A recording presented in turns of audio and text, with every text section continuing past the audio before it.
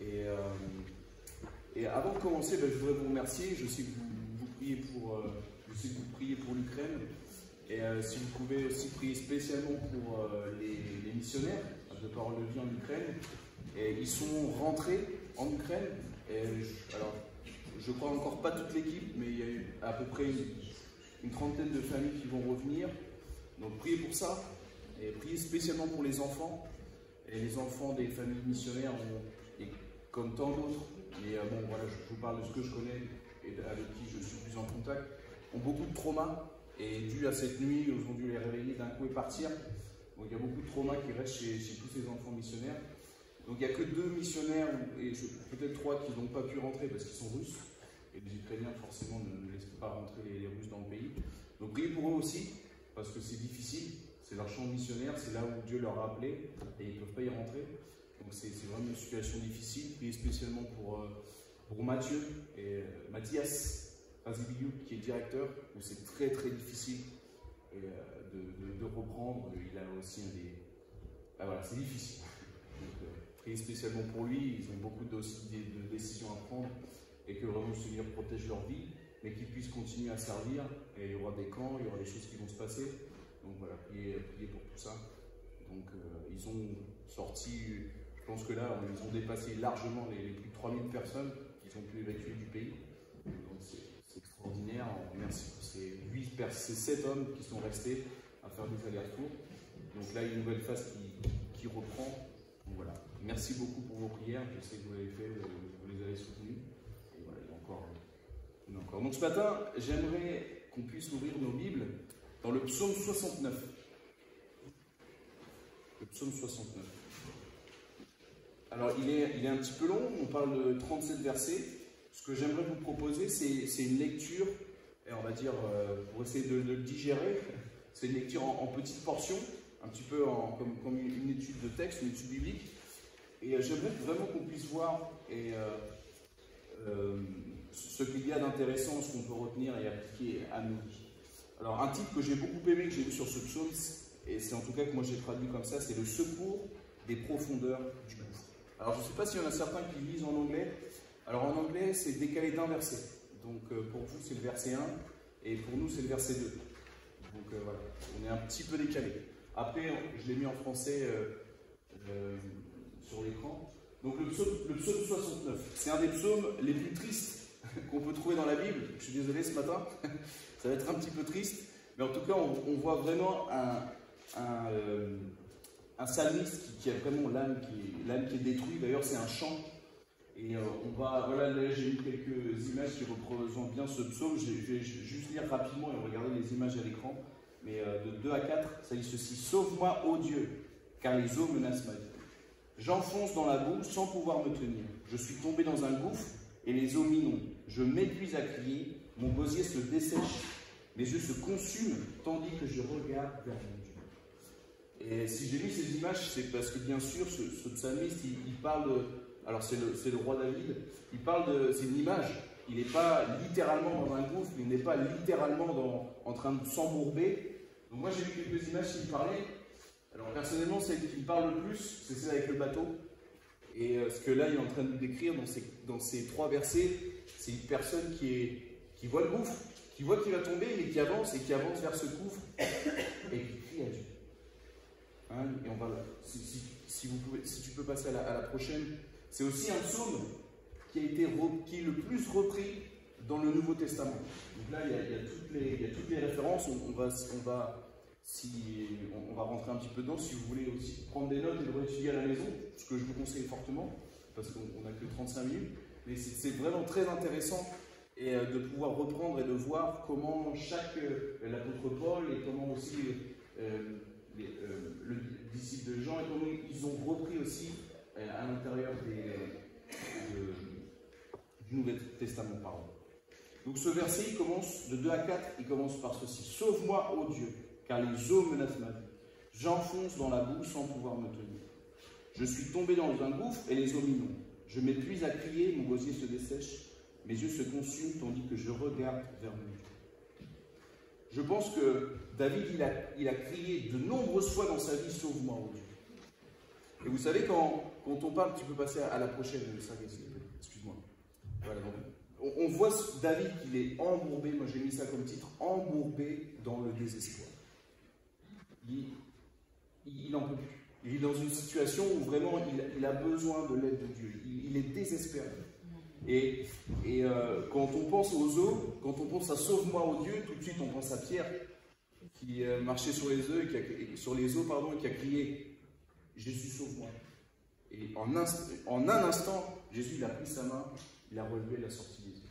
Sauf que là, je pense qu'on est dans un cas différent.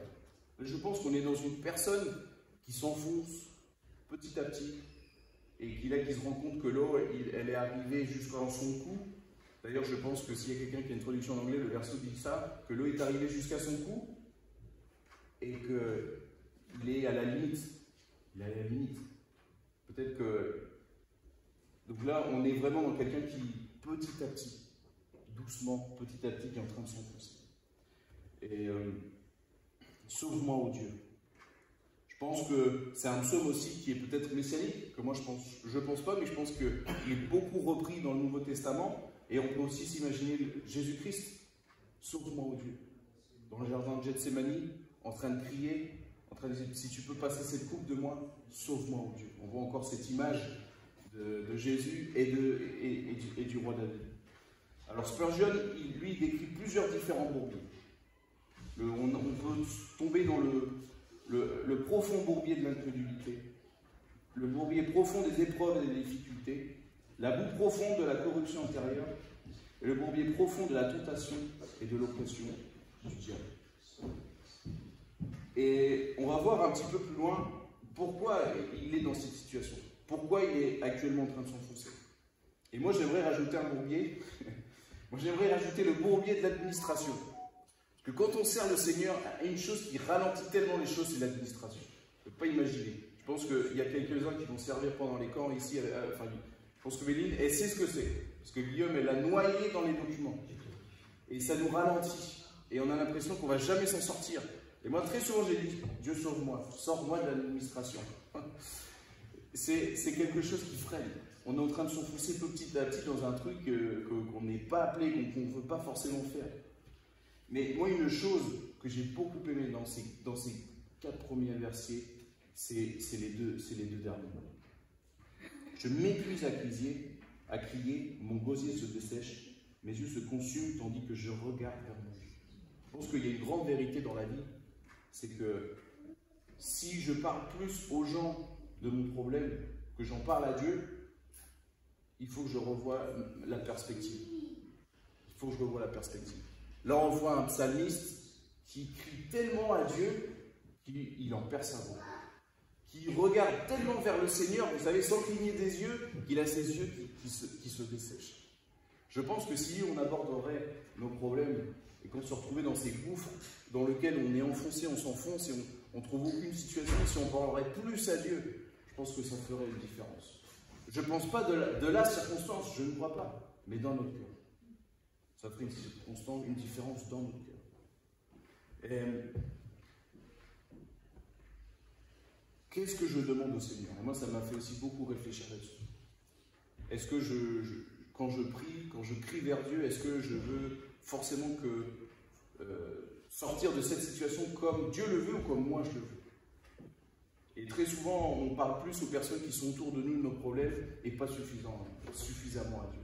Et encore, ce qui m'a impacté de la part dans ce psaume, dans la vie de David, c'est ce côté du fait que il va d'abord à Dieu et il donne tout pour crier vers Dieu avant tout. Et on va avancer et on va lire, et je vais essayer d'accélérer et on va aller dans la... Si tu peux passer s'il te plaît. Voilà. Et la description du problème.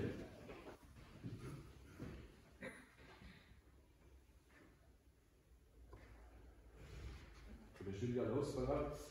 Ils sont plus nombreux que les cheveux de ma tête, ceux qui me haïssent sans cause. Ils sont puissants, ceux qui veulent me perdre. Ils sont à tort mes ennemis, ce que je n'ai pas dérobé, il faut que je le restitue. En fait, David, il est en train de vivre l'injustice. On est en train de lui mettre des fautes qui qui n'a rien à voir, qui n'a rien fait. Hein, on voit bien sur le dernier verset que sont à tort mes ennemis, ceux que je n'ai pas dérobés, il faut que je leur restitue. Et il est en train de vivre une injustice. Et je pense que la chose la plus difficile à vivre sur cette terre, c'est l'injustice. On vous met des intentions, on vous met sur vous des choses que jamais vous avez voulu mettre. C'est très difficile à vivre. Vous payez les conséquences de choses qui ne sont pas votre faute. Alors je pense que pour David, ce n'est pas complètement vrai, parce qu'il n'était pas parfait. Par contre, quand on met la perspective de notre Sauveur Jésus-Christ, je pense que ce verset va très bien. Ce que je n'ai pas dérobé, il faut que je le restitue. On a mis toutes les fautes, nos fautes, mon péché, sur Jésus. Quelle injustice, quelle grande injustice. Et pour David, certainement aussi, mais lui, pas complètement, pas parfaitement en tout cas. Hein, ils sont plus nombreux que les cheveux de ma tête, ceux qui me haïssent sans cause.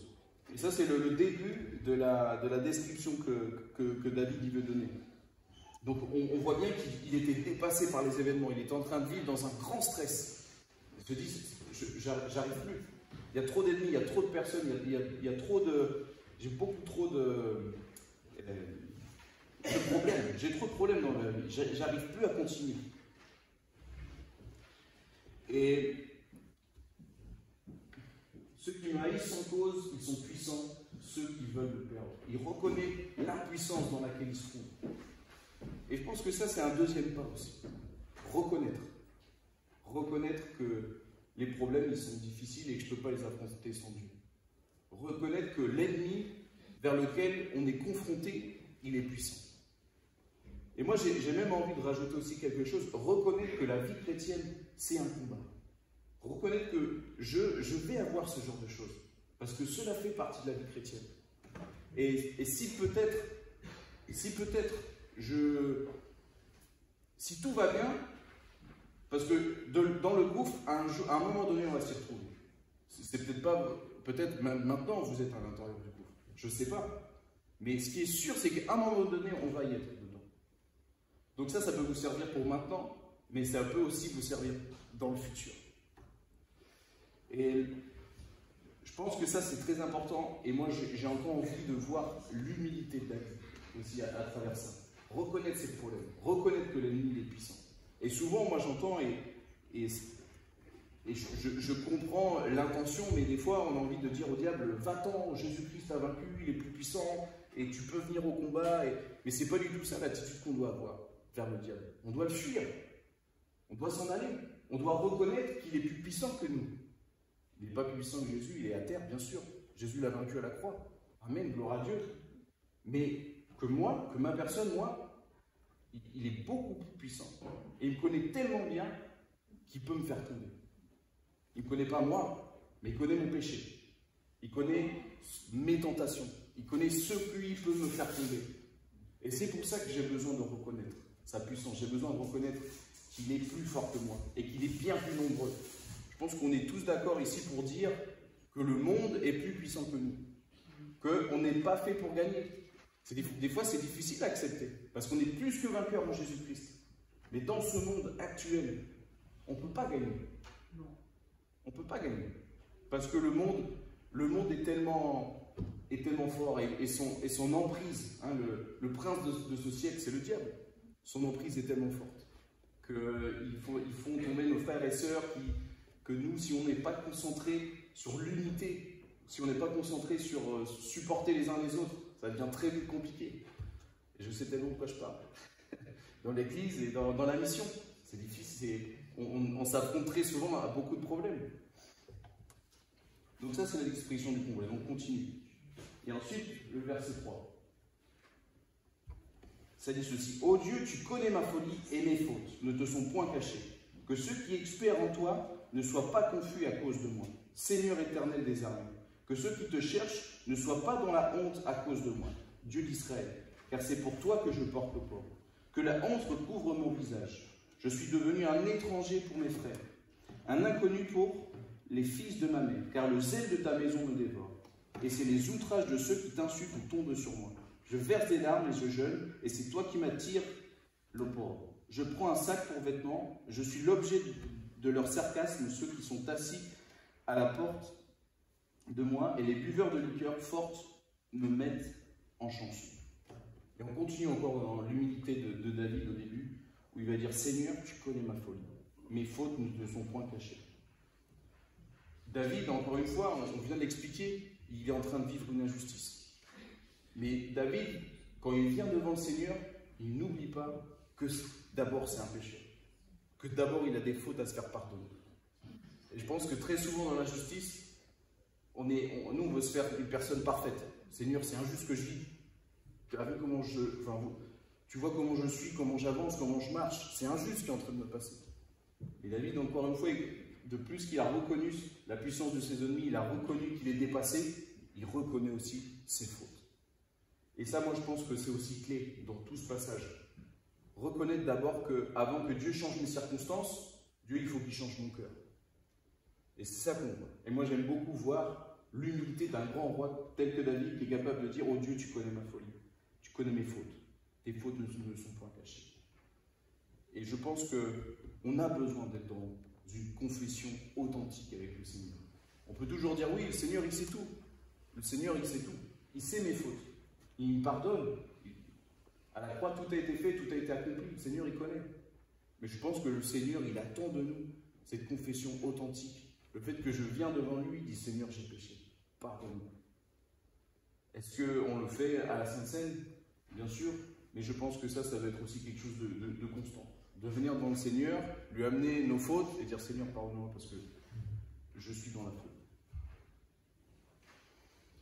Et on va continuer, là on va voir encore une fois l'injustice. Et pourquoi il est victime? Car le zèle de ta maison me dévore. Je pense que vous chantez aussi ce chant Seigneur, viens dans ma maison.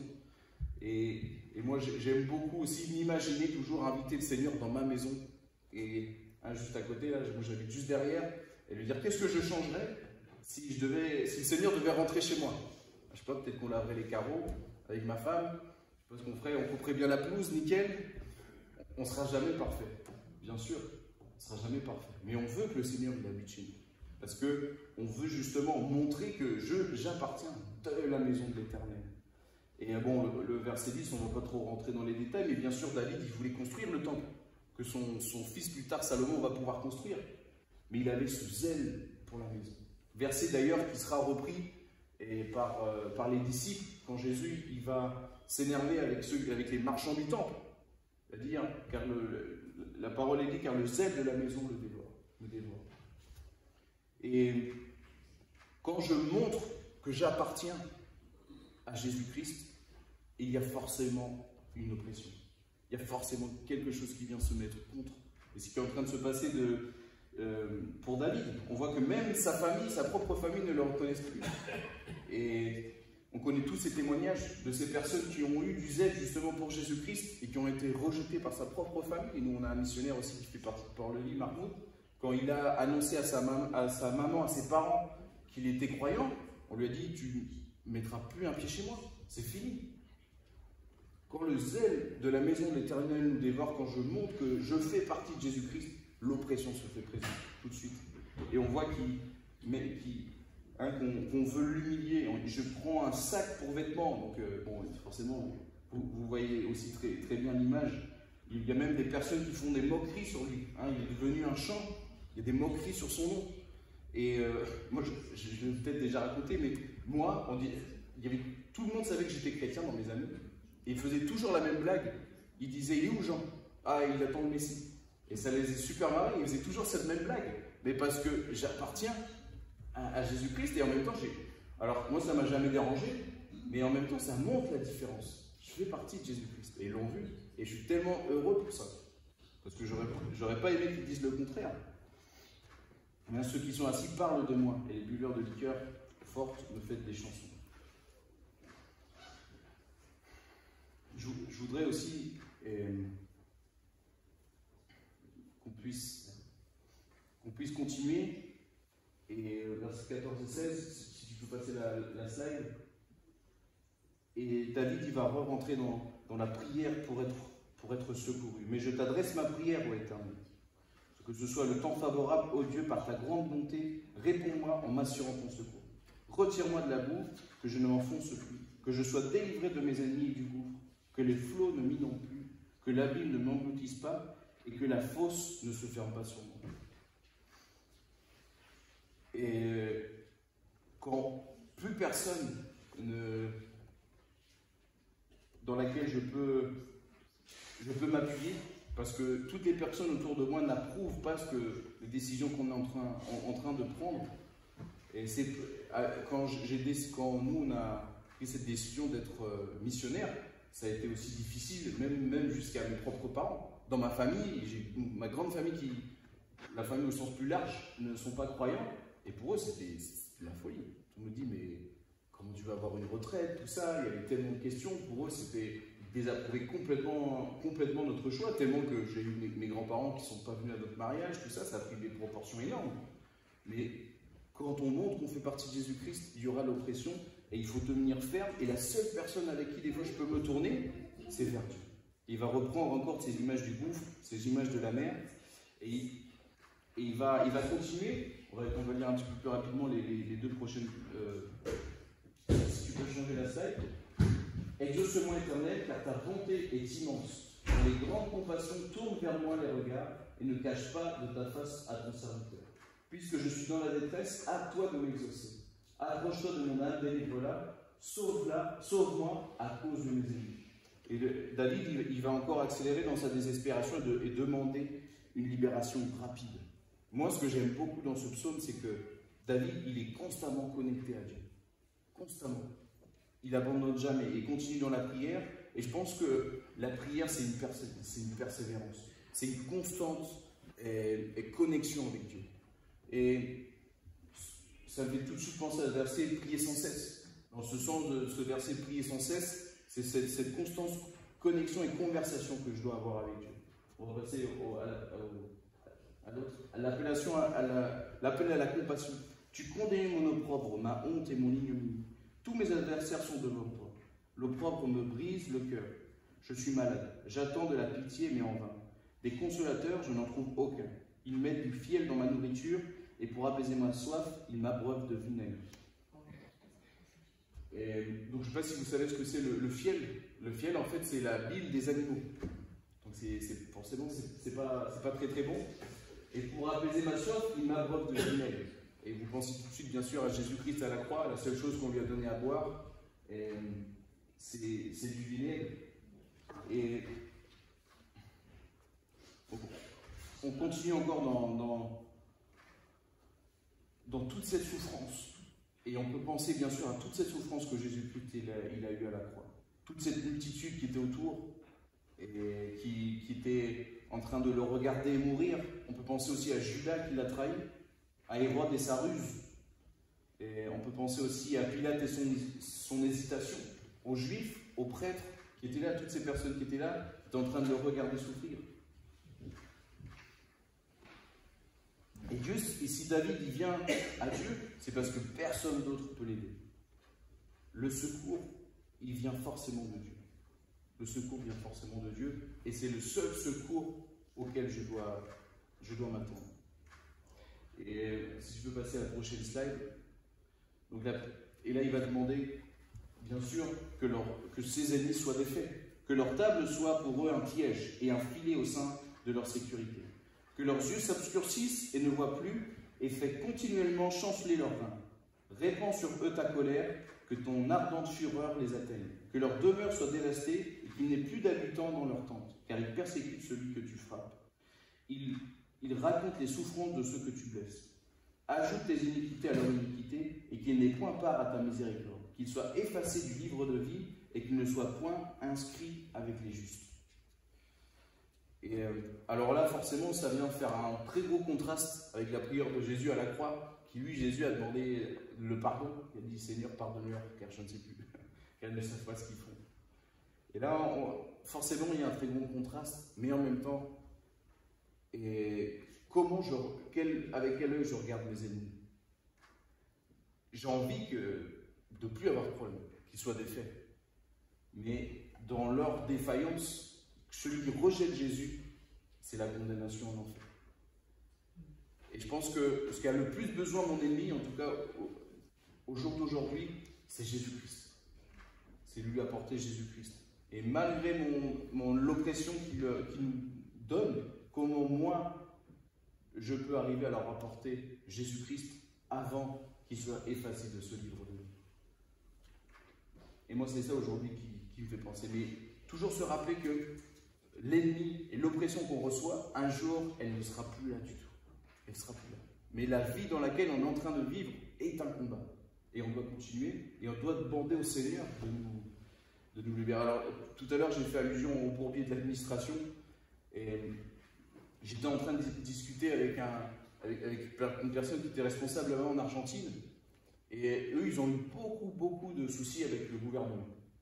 Et le gouvernement, je crois que c'était il n'y a pas longtemps, c'était en 2017, ils lui ont fait 7 plaintes. Ils ont déposé 7 plaintes. Alors, c'est des plaintes administratives, donc alors c'était travail illégal, c'était manque de déclaration d'impôts, c'était tellement de choses. C'était des papiers.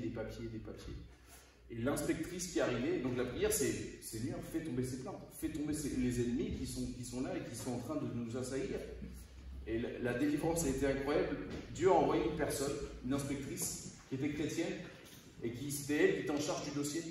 Donc elle est arrivée, et la première chose qu'elle a dit, c'est ben moi je sais ce que vous faites ici.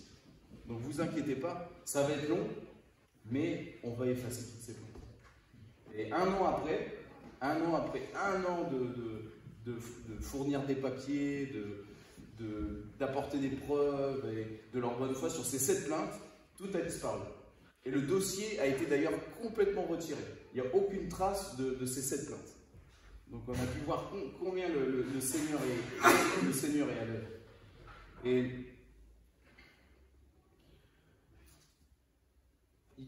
si tu peux passer à la prochaine slide, parce que l'ennemi sera terrassé.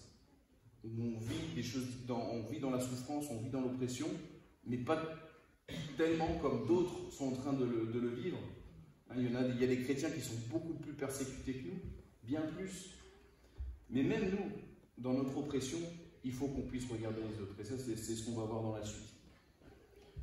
Mais je suis malheureux et souffrant, ô Dieu, que ton secours me relève. Je célébrerai le nom de Dieu par des cantiques, je t'exalterai par des louanges. Cela est agréable à l'Éternel, plus qu'un taureau avec des cornes et des sabots. Les malheureux le voient et se réjouissent. Vous qui cherchez Dieu, que votre cœur vive. Car l'Éternel écoute les pauvres et ne maîtrise point ses captifs. Et moi, ce que j'aime encore une fois de la part de David, c'est que David, il a ses problèmes. Il est dans son bourbier. Mais malgré ça, il est capable de regarder vers les autres. Hein? Vous qui cherchez Dieu, que votre corps vive. Il a même une prière pour eux. Et tout à l'heure, on a parlé aussi d'attitude de cœur. Et au verset 31, je célébrerai le nom de Dieu par des cantiques, je t'exalterai par des louanges. Car cela est agréable à l'Éternel, plus qu'un taureau avec des cornes et des sabots. Ce qui importe le plus à l'Éternel, c'est pas notre service. C'est pas ce que moi je suis en train de faire. C'est comment je suis. C'est quelle attitude j'ai à l'intérieur de ces problèmes. Est-ce que je suis toujours capable de célébrer le nom de l'Éternel par les cantiques? Et ces derniers temps, nous, on est passé par un temps assez difficile, et toujours même encore un peu. Et on a découvert un chant qui existe en français d'ailleurs, qui s'appelle Les bontés de Dieu, que les bontés de Dieu courent après nous. Et très souvent, je me suis retrouvé à écouter ce chant, et des fois je me disais, ah oui, c'est vrai que le Seigneur, on a changé, le Seigneur est bon tout le temps. Et si moi, je ne cherche pas à voir les bontés de Dieu, c'est que mon cœur, il n'est pas à la bonne place. Parce que le Seigneur, il me bénit constamment. Et j'écoute très souvent ce chant pour me rappeler, pour me remettre mon cœur avec cette attitude de dire, Seigneur, je te loue, car ton nom est bon quoi qu'il arrive. Parce que tes bontés courent après moi. Et c'est un chant que j'aime énormément. Et ce qui importe au Seigneur, c'est pas ce qu'on a parlé tout à l'heure de faire. Il y a beaucoup de choses à faire. Il y en aura toujours d'ailleurs. Et nous, on avait toujours cette blague. Quand on travaillait, on disait, quand est-ce que tu vas prendre une pause? Quand le Seigneur va revenir. Il y aura toujours des choses à faire. Si nous, on ne décide pas le temps de s'arrêter, parce qu'il y aura toujours quelque chose à faire dans le service auprès du Seigneur. Par contre, comment est mon cœur? Est-ce que je vis pour faire des choses, ou est-ce que je vis pour exalter le nom du Seigneur. Et on va finir avec cette dernière partie qui est très courte, et cette conclusion, que les cieux et la terre le célèbrent, les mers et tout ce qui s'y meut. Car Dieu sauvera Sion et bâtira les villes de Juda, aussi établira et l'on en prendra possession. Car la postérité de ses serviteurs en fera son héritage, et ceux qui aiment son nom y auront leur demeure. Et moi j'ai noté cette parole qu'on a chantée, et à travers les yeux de la foi, je vois Dieu est bon.